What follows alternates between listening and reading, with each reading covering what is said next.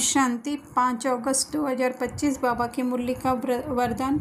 श्रेष्ठ वृत्ति द्वारा वृत्तियों का परिवर्तन करने वाले सदा सिद्धि स्वरूप भव। सिद्धि स्वरूप बनने के लिए वृत्ति द्वारा वृत्तियों को, संकल्प द्वारा संकल्पों को परिवर्तन करने का कार्य करो। इसकी रिसर्च करो। जब इस सेवा में बिजी हो जाएंगे तो ये सूक्ष्म सेवा स्वतः कई कमजोरियों से पार कर देगी।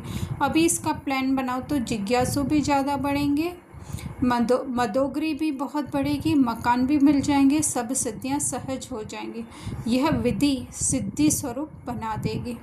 तो सिद्धि स्वरूप अर्थात कि जो आने वाला समय है उसका हमें एक कहें कि इंटेंशन आ जाए, या हम उस बात को समझ सके, या उस आने वाले समय को जो है वो यथार्थ रीति समझ सकें, तो उसके लिए जो है वो समय से परे की स्थिति में हमें अपने सत्य स्वरूप में स्थित होना है।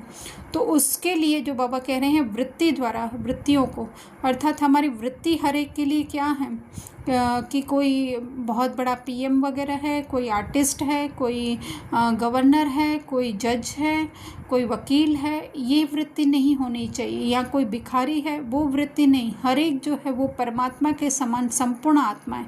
संकल्प अर्थात कि हमारे आत्मिक संकल्प चलें। तो बाबा कह रहे हैं इसकी रिसर्च करो और इसी सेवा में बिजी रहो। तो ये सूक्ष्म सेवा है ना, क्योंकि ये जो है बाहरी लेवल पर किसी को पता नहीं चलेगी, हमें ही अंदर जो है हम ये करते जाएंगे।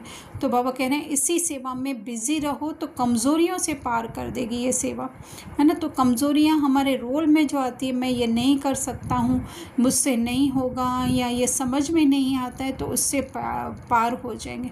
फिर जो है उस रूहानियत के अट्रैक्शन में जो है बाबा कह रहे हैं स्वतः सब जिज्ञासु भी आएंगे, मदोगरी भी बढ़ेगी, मकान भी मिल जाएगा, तो सब सिद्धियाँ, है ना। तो जो होने वाला है वही संकल्प आएगा, उसको ही कहा सिद्धियाँ। तो ये विधि है कि हम आत्मिक स्थिति में रहें, जिससे कि सिद्धि अर्थात जो होगा वो पहले से हमें टच होगा। स्लोगन समय को सफल करते रहो तो समय के धोखे से बच